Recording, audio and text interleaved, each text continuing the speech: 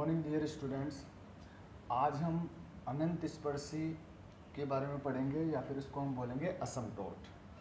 अब देखिए असमटोट की डेफिनेशन क्या होती है। सबसे पहले हम इसकी डेफिनेशन के बारे में पढ़ेंगे, उसके बाद में हम असमटोट्स कैसे निकालते हैं ये देखेंगे। तो देखिए अनंत स्पर्शी एक ऐसी सरल रेखा होती है भाई। असमटोट्स क्या होगी, एक स्ट्रेट लाइन होगी जो दिए हुए वक्र को अनंत पर स्थित किसी बिंदु पर स्पर्श करती है, अनंत स्पर्शी कहलाएगी। भाई कोई भी कर्व है हमारे पास, तो जो स्ट्रेट लाइन होगी या फिर असमटोट्स होगी वो उस कर्व को इनफाइनाइट पॉइंट पर कट करेगी। अगर इनफाइनाइट पॉइंट पर उसको इंटरसेक्ट करे तो वो हमारी असमटोट्स कहलाएगी, उस कर्व की अनंत स्पर्शी कहलाएगी। यहाँ पर या फिर हम लिख सकते हैं, देखिए asymptotes is a straight line which touch the given curve at infinite point. तो देखिए अब हम पढ़ते हैं सबसे पहले कि असमटोट्स कैसे निकालते हैं। तो इसके सबसे पहले अक्षों के समांतर अनंत स्पर्शी हम देखेंगे। भाई एक्सिस के पैरेलल जो असमटोट्स होंगी वो कैसे निकालेंगे हम ये देखते हैं। तो हम देखिए जो x और y, भाई जो कर्व की इक्वेशन होगी वो हमारे पास या तो x और y वेरिएबल्स में होगी हमारे पास। तो हम x और y की उच्चतम घात के, भाई मैक्सिमम जो ऑर्डर है, तो उनके कोफिशिएंट को 0 के बराबर रखेंगे। तो जो कोफिशिएंट होगा अगर वो वेरिएबल है तो वो असमटोट्स कहलाएगी, और अगर कांस्टेंट है तो कोई असमटोट्स नहीं होगी। जैसे सपोज करो हमारे पास क्वेश्चन दे रखा है, या फिर हम यहाँ पर लिखेंगे दिए हुए वक्र में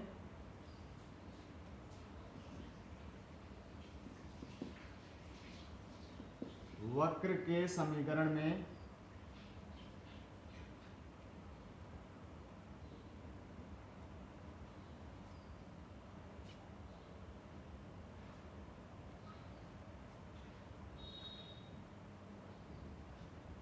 x तथा y के उच्चतम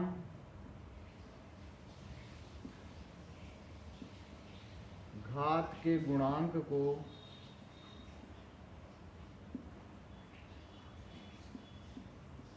शून्य के बराबर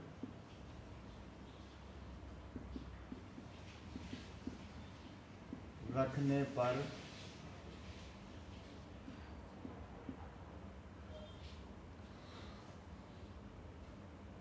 यदि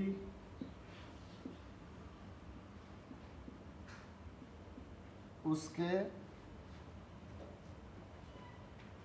गुणांक या फिर जो कोफिशिएंट बोलेंगे वो अचर है, तो अक्षों के समांतर कोई अनंत स्पर्शी नहीं होगी।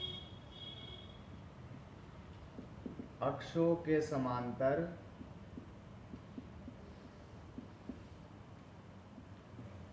कोई अनंत स्पर्शी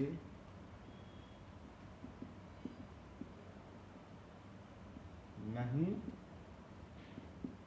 होगी। कहने का मतलब क्या है कि यदि देखिए जो x और y का मैक्सिमम ऑर्डर है और उसका कोफिशिएंट अगर वेरिएबल है तो वो असमटोट्स कहलाएगी, बट अगर उसका कोफिशिएंट कांस्टेंट है तो उन एक्सिस के पैरेलल कोई असमटोट्स नहीं होगी। जैसा कि हम इसमें एक एग्जांपल लेके देखते हैं।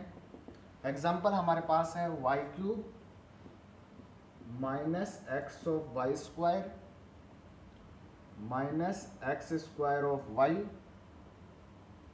प्लस x³ प्लस का x square minus y square minus 1 is equal to 0। ये हमारे पास इक्वेशन गिवन है। अब देखिए y का मैक्सिमम ऑर्डर 3 है हमारे पास, तो उसका कोफिशिएंट जैसे कि y³ का कोफिशिएंट क्या है हमारे पास 1 है, और x³ का कोफिशिएंट भी क्या है 1 है।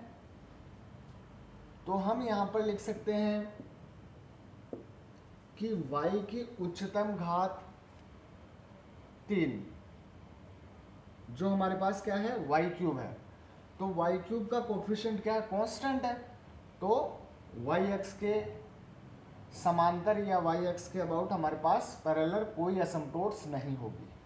फिर दूसरी कंडीशन देखिए एक्स क्यूब है हमारे पास, एक्स क्यूब का कोफिशिएंट भी हमारे पास 1 है, कांस्टेंट है, तो यहाँ पर एक्स अक्ष के समांतर या फिर एक्स अक्ष के पैरेलल भी कोई एसिम्प्टोट्स नहीं होगी।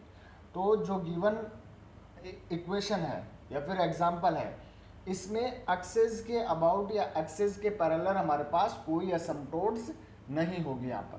क्लियर है? तो ये हमारे पास अक्षों के समांतर अनंत स्पर्शी निकालने का तरीका है। जैसे कि इसका दूसरा एग्जाम्पल देखें हम, दूसरे एग्जाम्पल में हमारे पास जैसे कि लेकर चले यहाँ से वाई स्क्वायर एक्स माइनस का B is equal to X cube plus का ए क्यूब, ये दे रखा हमारे पास। यहां से अगर हम इसको सॉल्व करें तो देखिए वाई क्यूब एक्स माइनस का बी माइनस का एक्स क्यूब माइनस ए क्यूब बराबर 0। तो सबसे पहले एक्स क्यूब का कोफिशिएंट हमारे पास -1 है, जो क्या है कांस्टेंट है। तो एक्स क्यूब का कोफिशिएंट हमारे पास -1 है जो कांस्टेंट है, तो एक्स के समांतर कोई अनंत स्पर्शी नहीं होगी। भाई यहाँ पर सपोज करो y होता एक्स क्यूब वाई, तो y बराबर 0 इसके एसिम्प्टोट्स हो जाते।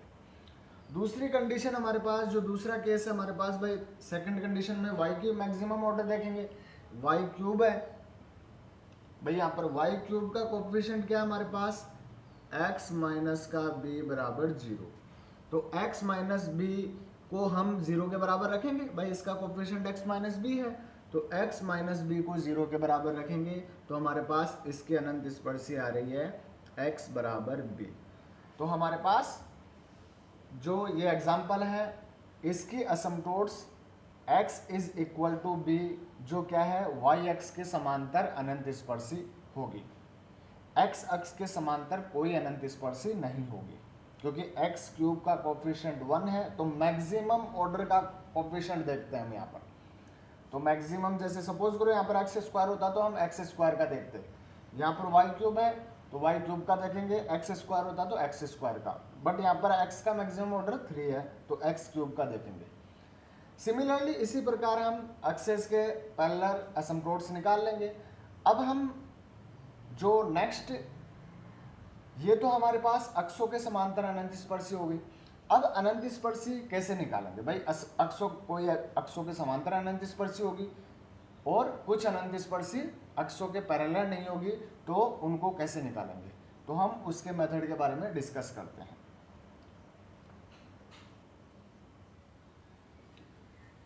अब देखिए हमारे पास अनंत स्पर्शी ज्ञात करने की क्रियाविधि, working rule for finding the asymptotes. देखिए सबसे पहले हमारे पास जो गिवन इक्वेशन होगी, तो पॉइंट नंबर फर्स्ट, भाई हमें कौन कौन सी स्टेप इसमें अप्लाई करनी है हम ये देखेंगे। तो स्टेप नंबर फर्स्ट, वक्र की दी हुई समीकरण, भाई जो भी हमारे पास कर्व की इक्वेशन होगी वो f ऑफ एक्स वाई में होगी, भाई x और y के पदों में होगी हमारे पास, तो उसमें x तथा y की उच्चतम घात को देखते हुए, भाई सबसे पहले हम x या फिर y की उच्चतम घात को देखेंगे। सपोज करो x की उच्चतम घात ज़्यादा है या फिर y की उच्चतम घात ज़्यादा है या फिर दोनों की पावर्स इक्वल है, तो उस केसेस में हम पहली स्टेप में कौन कौन सी कंडीशन अप्लाई करेंगे वो देखेंगे। तो देखिए इसमें पहला पॉइंट, यदि x तथा y, भाई हमारे पास x तथा y दोनों की उच्चतम घात या तो बराबर है, तो हम x तथा y की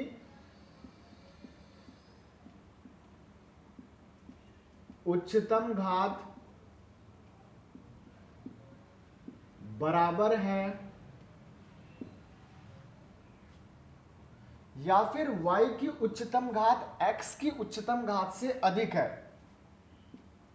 या y की उच्चतम घात x की उच्चतम घात से अधिक है,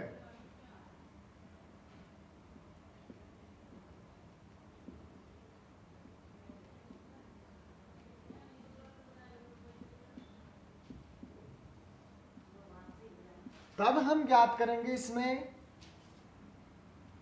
x बराबर तो 1 रखेंगे तथा y is equal to m रखने पर भाई फाई एन एम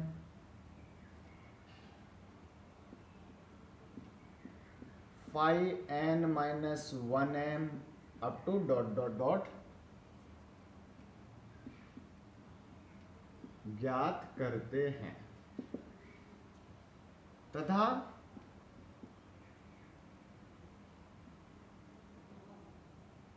इसकी अनंत स्पर्शी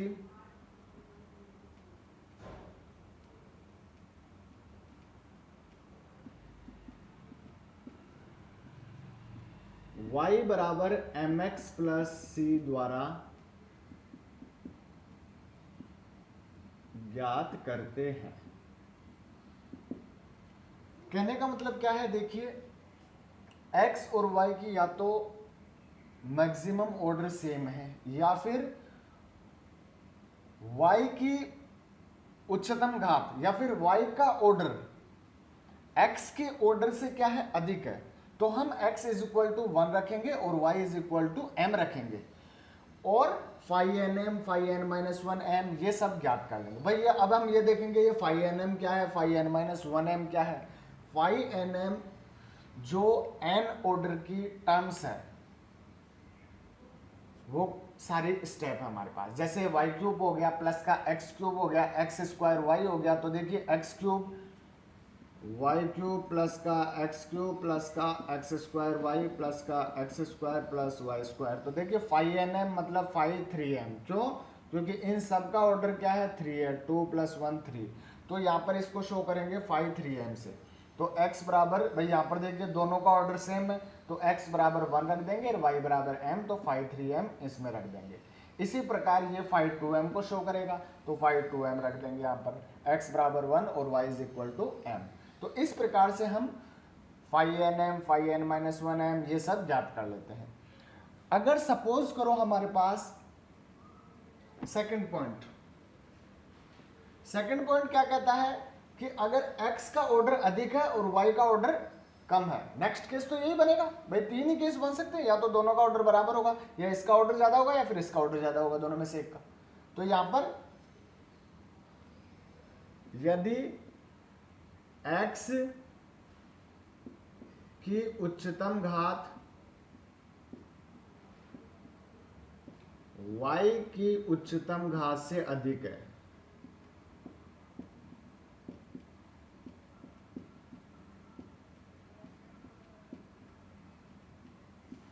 तब x बराबर m तथा y बराबर 1 रखते हैं और phi N M phi N minus 1m ये सब ज्ञात कर लेंगे तथा phi N M phi N minus 1m up to सब ज्ञात कर लेंगे।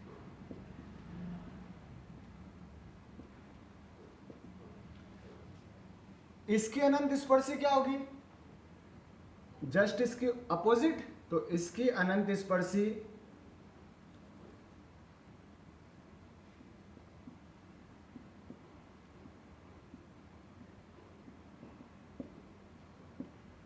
x बराबर एम वाई प्लस सी द्वारा ज्ञात करते हैं।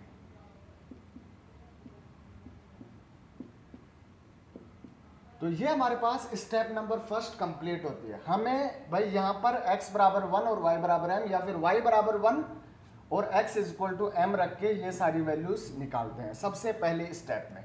तो स्टेप नंबर फर्स्ट हमारे पास यहाँ पर कंप्लीट होती है।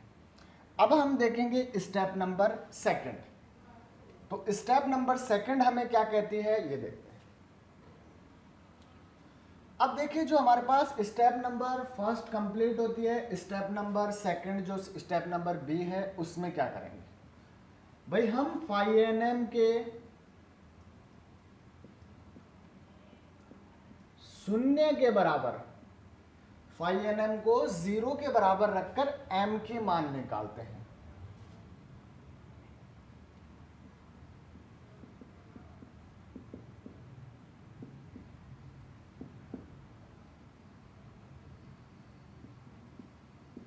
एम के मान ज्ञात करते हैं।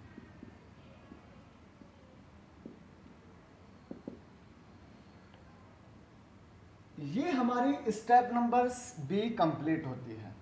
इसके बाद में हमारे पास स्टेप नंबर सी आएगा।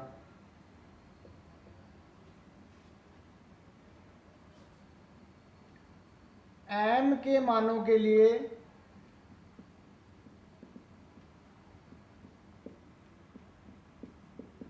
सी का मान ज्ञात करते हैं।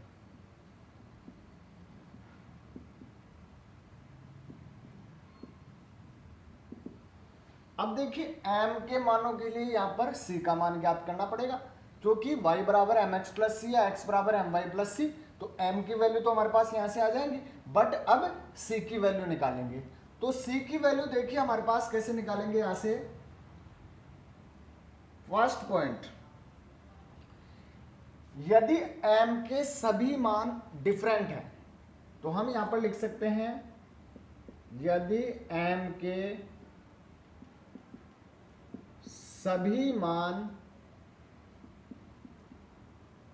भिन्न हैं,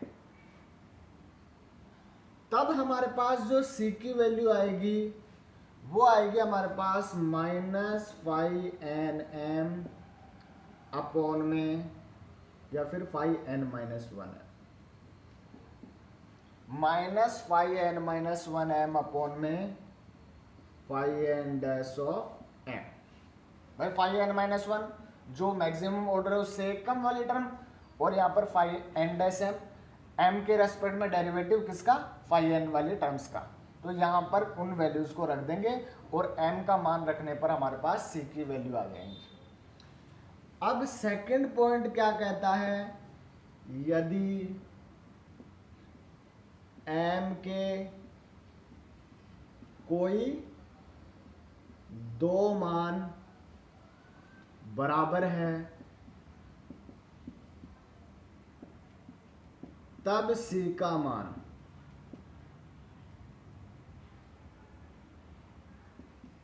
ज्ञात करना। अगर m के कोई दो मान बराबर है तो हम c का मान कैसे ज्ञात करेंगे ये हम देखते हैं। तो देखिए स्टूडेंट्स, यहां पर हमारे पास फॉर्मूला आ जाएगा सी स्क्वायर अपॉन में factorial 2 phi n double dash m plus का c upon factorial 1 phi N minus one dash of m plus का phi N minus two of m is equal to 0। इसके द्वारा हमारे पास देखो सी में एक द्विघात इक्वेशन बनेगी, यहाँ से सी की वैल्यू आ जाएगी 2 के लिए। सिमिलरली अब आप यहाँ से लिख सकते हो कि तीसरा पॉइंट, यदि m के कोई तीन मान बराबर है तब c का मान ज्ञात करना। तो यहां से देखिए यहां से बना सकते हैं हम सी क्यूब अपॉन में factorial 3 phi n triple dash of m plus का c square upon factorial 2 phi N minus one double dash m plus का सी अपॉन में factorial 1 phi N minus two dash m plus का phi N minus 3 of m is equal to 0। देखिए सी में 3 घात के equation बन गए, यहाँ से 3 फैक्टर होंगे और सी की 3 वैल्यू होंगी। क्लियर है यहाँ तक। अब देखिए यहाँ पर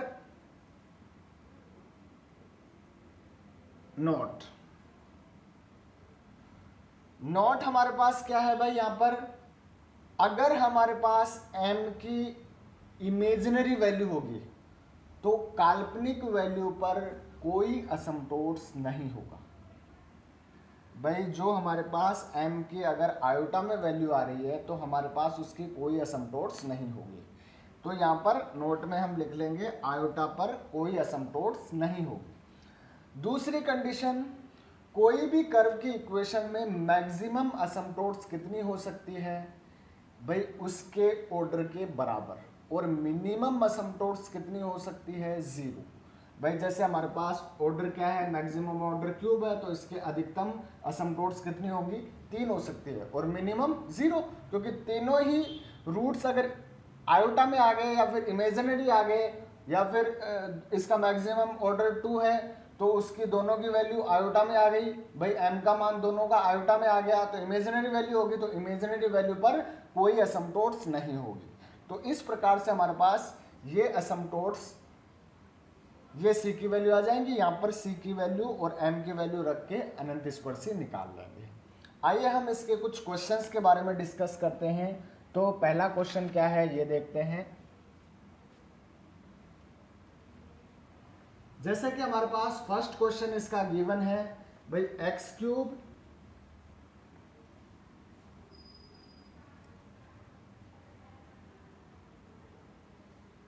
फर्स्ट क्वेश्चन इसमें हमारे पास जो हम लेके चलेंगे वो देखते हैं।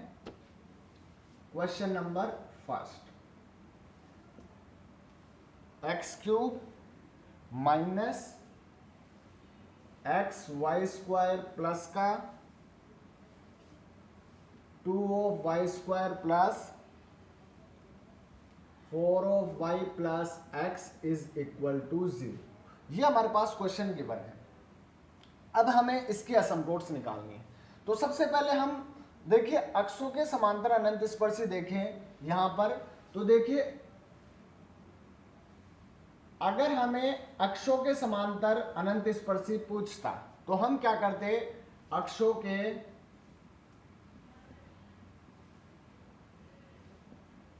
समांतर अनंत स्पर्शी,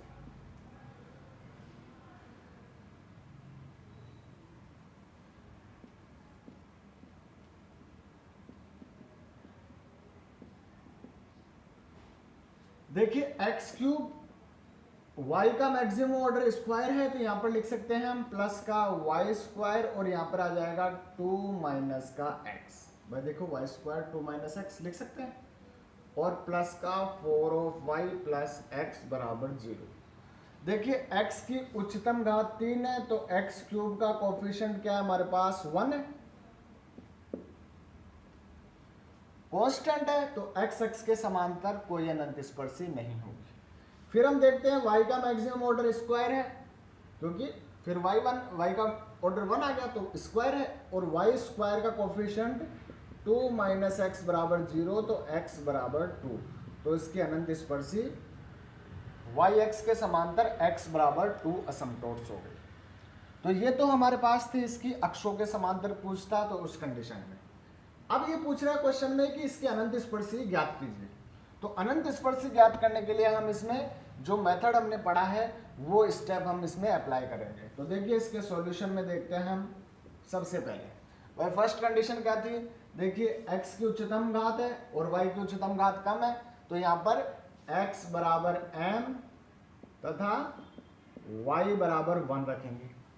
तो यहाँ पर वैल्यू आ रही है, देखो 3 ऑर्डर की इक्वेशन यही है हमारे पास।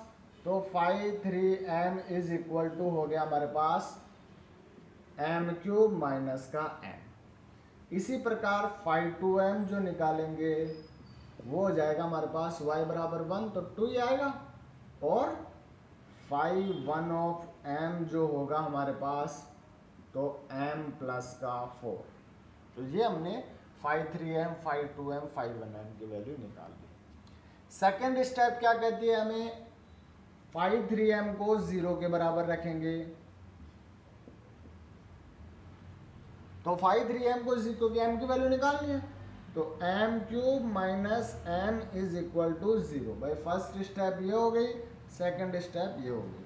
तो यहाँ से m into m square minus 1 is equal to 0, m बराबर 0 और प्लस माइनस 1। m की सारी वैल्यूज डिफरेंट है, तो step number third c c का मान किससे ज्ञात करते हैं हम, minus five n minus one m upon में five n dash of M.